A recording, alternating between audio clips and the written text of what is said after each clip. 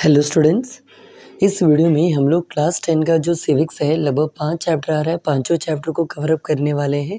आपका जो board exam आने वाला है 2023 में, उसको ध्यान में रखते हुए ये वीडियो बनाया जा रहा है फाइनल सीरीज़ का। ये आपको बहुत ही हेल्पफुल रहेगा। अगर इसमें जो लिखा हुआ चीज़ें हैं, अगर आप इतना कम से कम देख लेते हैं तो आपके लिए बहुत बहुत बहुत बहुत काम आएगा। जो बच्चे हमको जानते हैं वो जानते हैं कि, और जो नहीं जानते उनके लिए हम बता रहे हैं। तो एक बार देख लीजिए, आपको काम आएगा। मतलब आपको वेस्टफुल नहीं लगेगा, इसकी गारंटी मेरी है, और बेनिफिशियल लगेगा, ये भी गारंटी मेरी है। हाँ, और एक और बात, हम ऑलरेडी आपका history and complete map work and एक और चीज़ जिसका नाम है बायोलॉजी, ये तीनों ऑलरेडी कर चुके हैं। तो आपके लिए वो भी बेनिफिशियल रहेगा। एक बार ज़रूर देखिएगा। प्लेलिस्ट में जाके हम अलग से प्लेलिस्ट बना देंगे इस चीज़ का, जिसका नाम है फाइनल सीरीज़। ओके, तो चलिए स्टार्ट करते हैं। तो जैसे कि आपको यहाँ पर दिख पा रहा होगा, 2 चैप्टर्स को हमने एक स्लाइड में लिखा है, और इस चैप्टर का नाम है पावर शेयरिंग और फेडरलिज्म। दोनों चैप्टर इसी स्लाइड में है। पावर शेयरिंग की बात किया जाए, जो मोस्ट इम्पॉर्टेंट है, जो एटलीस्ट आपको पढ़ के जाना है, उसी को हमने यहाँ पर लिखा है, और उसमें भी जो मोस्ट इम्पॉर्टेंट है उसको हाईलाइट कर दिया गया है। तो चलिए ज़रा जल्दी से पावर शेयरिंग के बारे में बात करते हैं। अगर आप पावर शेयरिंग पढ़ते हो, सबसे पहला काम रहेगा आपका जो एथनिकल कंबोशन था श्रीलंका और बेल्जियम, आपको ये पढ़ के जाना है। जैसे कि श्रीलंका में जो ग्रुप ऑफ पीपल से ज़्यादा कौन से भाषा बोलते थे, कितने परसेंट बोलते थे, बाकी कौन सा ग्रुप वहाँ पर रहता था, मेजोरिटेरियनिज़्म क्या होता है, इससे रिलेटेड टर्म है। और वहाँ पर एक एक्ट आया था जो कि एक ऑफिशियल लैंग्वेज एक्ट था, वो कब आया था और उस कानून में क्या बोला गया था। तो ये सब पढ़ लीजिएगा, पहला टॉपिक। उसी तरह बेल्जियम की बात किया जाए तो बेल्जियम के वैलोनियन रीजन, फ्लेमिश रीजन, ये रीजन, जो इस तरह रीजन्स है, डच कितने वाले बोलते थे, कितने परसेंट, जर्मन स्पीकिंग कितने परसेंट थे। तो ये सब आपको पढ़ के जाना है, पहला चीज़। इसके अलावा अगर आप देखते हैं टर्म्स के बारे में, इस चैप्टर में आपको साइड बॉक्स में बहुत सारे टर्म्स मिलेंगे, जैसे कि एथनिक क्या होता है, मेजोरिटेरियनिज़्म क्या होता है, सिविल वार क्या है, community government and coalition government में डिफरेंस क्या होता है। तो आपको इतना चीज़ें यहाँ पढ़ के जाना है। एंड अगला मोस्ट इंपॉर्टेंट चीज़ है बेल्जियम मॉडल। आपको यहाँ पर 4 या 5 पॉइंट आपको एनसीईआरटी में दिखेगा कि बेल्जियम मॉडल मतलब बेल्जियम वालों ने ऐसा क्या-क्या किया, जिसके कारण आगे जाके वहाँ पर ये लड़ाई झगड़ा जो है समाप्त हो गया। वहाँ पर कोई सिविल वार लेंथी टाइम के लिए नहीं चला। तो वो टॉपिक आपका बेल्जियम मॉडल में पढ़ लीजिएगा, वो आपके लिए बहुत इंपॉर्टेंट है। और अगला मोस्ट इंपॉर्टेंट है why power sharing is desirable, या why power sharing is important, या why power sharing is necessary. तो इसका आंसर आपको एनसीईआरटी में 2 वर्ड्स दिया गया, one is called the prudential reason and one is called the moral reason. तो ये भी आपके लिए इंपॉर्टेंट है, ये ज़रा देख के पढ़ के जाइएगा। And last but not least, इस चैप्टर के अंदर आपको एक और चीज़ पढ़ना है, that is called forms of modern power sharing. तो इसके अंदर आपको 2 पेजेस था, लास्ट का 2 पेजेस वेरी इंपॉर्टेंट है, वो दोनों पेज ऐसे अच्छे से पढ़ के जाइएगा। उसमें कुछ टर्म्स है, जैसे कि system of check and balance, जैसे कि vertical division of power sharing, जैसे कि horizontal division of power sharing, जैसे कि कोलिशन गवर्नमेंट, कम्युनिटी गवर्नमेंट, जैसे कि फेडरल फॉर्म ऑफ गवर्नमेंट। तो आपको वो जो 2 पेजेस है, आखिरी के 2 पेजेस पावर शेयरिंग के, वो कंफर्म पढ़ के आपको जाना है। और इस तरह अपना पहला चैप्टर कवर हो गया है। दूसरे चैप्टर की ओर बढ़ते हैं, जिसका नाम है फेडरलिज्म। अगर फेडरलिज्म की बात किया जाए, सबसे पहले आपको इसमें डेफिनेशन पढ़ना है, क्या what is federalism, then federalism के फीचर्स क्या है आपको ये पढ़ना है, देन फेडरलिज्म के ड्वेल ऑब्जेक्टिव्स क्या है आपके एनसीईआरटी में दिया गया है, उसके 2 मेन उद्देश्य पेज नंबर 2 में ही दिया गया है। मेरा मतलब इस चैप्टर का पेज नंबर 2 में दिया गया है, अब जाके पहला पेज मत खोल दीजिएगा। ओके। एंड उसके बाद अगर आप देखते हैं तो टाइप्स ऑफ फेडरलिज्म इसी पेज में अगेन नीचे में आपको दिया गया है, holding together and coming together federation क्या होता है आपको ये पढ़ना है। Then how is federalism practised in India, ऐसा एक टॉपिक मिलेगा जिसके अंदर आपको पढ़ना है 3 फेडरल लिस्ट, जैसे कि यूनियन लिस्ट, स्टेट लिस्ट और कॉन्करेंट लिस्ट। और एक और होता है रेसिडरी सब्जेक्ट।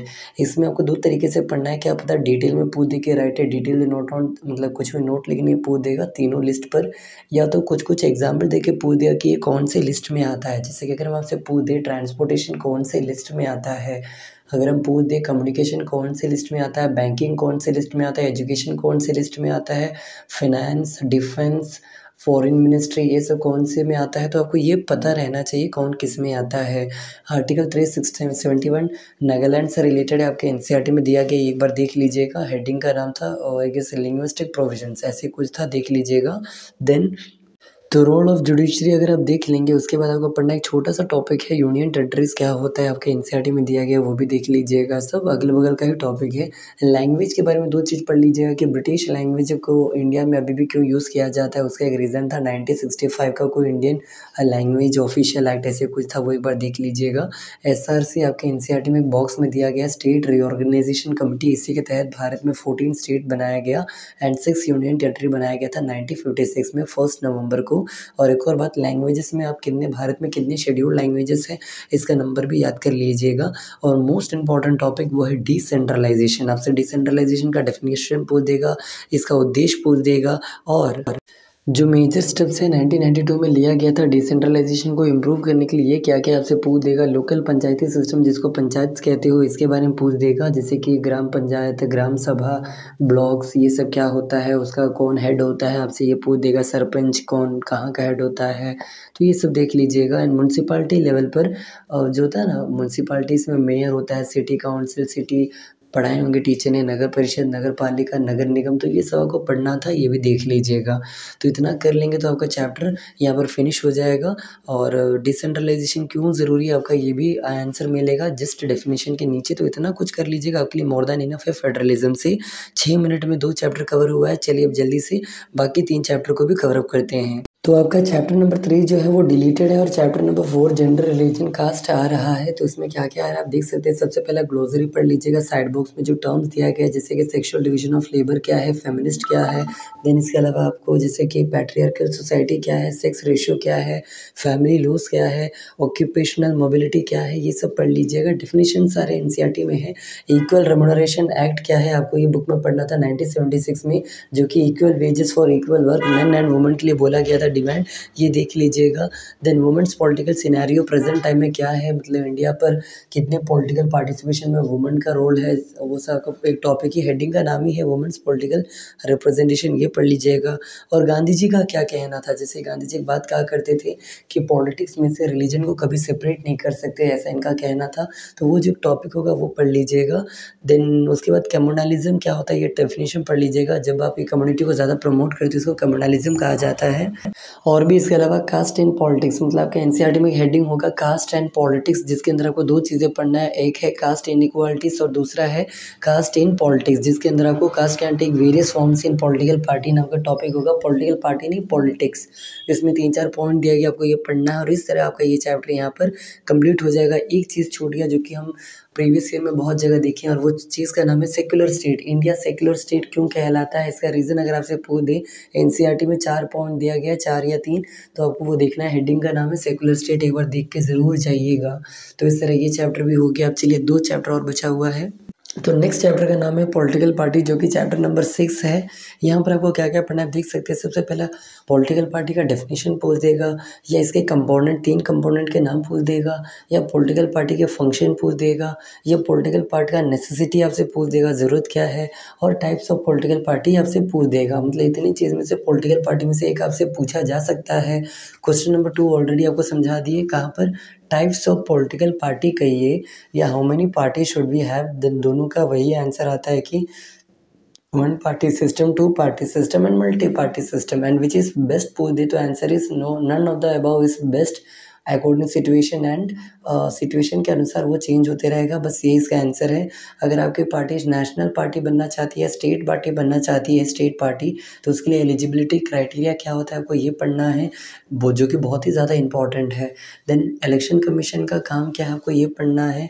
देन अगला, ये 2 सवाल में से एक सवाल तो कंफर्म आना चाहिए। वो सवाल है कि क्या क्या चैलेंजेस पॉलिटिकल पार्टी फेस करती है। 4 चैलेंजेस है, lack of democracy, lack of meaningful choice, then उसके अलावा और भी 2 था, आपका मसल पावर, और एक और था कुछ, तो इस तरह 4 डायनेस्टिक सक्सेशन। तो ये सब चीज़ें पढ़ लीजिएगा। रिफॉर्म्स क्या क्या लाया जा सकता है पॉलिटिकल पार्टी में, एनसीईआरटी में दिया गया है लास्ट पेज में, सेकंड लास्ट पेज में, तो ये सब देख लीजिएगा। कुछ टर्म्स पढ़ लीजिएगा, डिफेक्शन क्या होता है, एफिडेविट क्या होता है, जुरिसडिक्शन क्या होता है, तो ये सब टर्म्स पढ़ लीजिएगा। ओके। एंड आपके एनसीईआरटी में 7 नेशनल पार्टी का नाम दिया गया है, तो आपको वो जो 2 पेजेस है जिसमें नेशनल पार्टी के बारे में भर भर के दिया गया है कि कब कौन सी पार्टी नेशनल पार्टी क्या है, मतलब जैसे मान लीजिए बीजेपी, बीजेपी के लीडर कौन है, बीजेपी का कोर आइडिया क्या है, बीजेपी का सिंबल क्या है, बीजेपी कब बना, बीजेपी के फाउंडर कौन है। इसी तरह कांग्रेस ने किसने बनाया, कांग्रेस का आइडिया क्या है, कांग्रेस का सिंबल क्या है। तो इस तरह का टॉपिक आपको कवर करना है कि एक-एक करके और ये सब party, all India Trinamool Congress, national Congress party, communist party of India, तो ये पार्टीज़ के बारे में आप पढ़ लीजिएगा, ये इंपॉर्टेंट है। इसके बाद अगला आप आगे बढ़ते हैं तो लास्ट चैप्टर जिसका नाम है chapter number 7 outcomes of democracy. चलिए अब इसको भी ज़रा जल्दी से कर लेते हैं, ऑलरेडी 10 मिनट का वीडियो बन चुका है, बस एक chapter, short chapter and up कर रहे आ जाइए। तो अगर आप आउटकम्स ऑफ डेमोक्रेसी पढ़ते हैं, यहाँ पर कुछ ही सवाल है जो कि मोस्ट इंपॉर्टेंट है। जैसे सबसे पहला सवाल, what are the positive outcomes कहो या व्हाट आर द फीचर्स कहो या why should democracy be accepted या why is democracy accepted as a better form of government. मतलब इस तरह डेमोक्रेसी क्यों अच्छा है, आपसे पूछ दी, आपको 5 पॉइंट लिखना आना चाहिए। एनसीईआरटी के इस चैप्टर के पहले पेज में ही दिया गया है, तो आपको वो पॉइंट्स याद रखना होगा। ओके, तो ये पहला चीज़ वेरी इंपॉर्टेंट, मतलब very very very important. Okay, तो ये कर लीजिए। इसके बाद 3 टर्म्स आपको पढ़ना है, accountable form of government, responsive form of government and legitimate form of government. क्या पता तीनों में से एक के बारे में आपको डेप्थ में लिखने के लिए आ जाए, एनसीईआरटी में दिया हुआ है, तो आपको ये पढ़ के जाना है। ओके, देन इसी में ट्रांसपेरेंसी नाम का एक वर्ड भी यूज़ होता है, एनसीईआरटी में देख लीजिएगा, पेज नंबर 2 या 3 में आपका ये पढ़ा होगा। इसके अलावा एक टॉपिक है जैसे कि accommodation of social diversity. Social diversity को एकोमोडेट करने में डेमोक्रेसी का क्या रोल है, डिग्निटी, लोगों को स्वाभिमान दिलाने में डेमोक्रेसी का क्या रोल है, इकोनॉमिक में इकोनॉमिक ग्रोथ या इकोनॉमिक वीक होने में डेमोक्रेसी का क्या रोल है, देन इनइक्वालिटी, समाज में इनइक्वालिटी बढ़ने में या घटने में डेमोक्रेसी का क्या रोल है, या पॉवर्टी बढ़ने घटने में इसका क्या रोल है, या डेवलपमेंट में डेमोक्रेसी का क्या रोल है। तो इन शॉर्ट हम कहना ये चाहते हैं कि डेमोक्रेसी के बारे में अच्छे से लिखने के लिए 10 लाइन पढ़ के जाइएगा। जब आपको इकोनॉमिक्स पढ़ाएंगे तो उसमें भी हम बोलेंगे कि वहाँ पर एक टर्म है ग्लोबलाइजेशन, उसके बारे में आपको 10 लाइन लिखना आना चाहिए, और इसमें आपको डेमोक्रेसी के बारे में 10 लाइन लिखना आना चाहिए। तो बस इतना ही हम आपको बताना चाहते थे। लगभग हम लोग 5 चैप्टर्स यहाँ पर कंप्लीट कर दिए हैं। ज्योग्राफी का मैपिंग भी बना के पूरा बता दिए हैं, आपको बहुत काम आएगा, कंफर्म 5 मार्क उसमें से आएगा ही आएगा। तो प्लीज़ वो मैपिंग पढ़ लीजिएगा वो वीडियो से, क्यों लेटेस्ट पैटर्न पर बेस्ड है, ओल्ड वाला नहीं है, और बाकी सब आपके सामने ही है। और कोई सजेशन हो, डिमांड हो तो वो भी बताइएगा। इस वीडियो के लिए बस इतना ही। अगर आपको अच्छा लगा हो तो प्लीज़ चैनल को लाइक शेयर सब्सक्राइब ज़रूर कीजिएगा।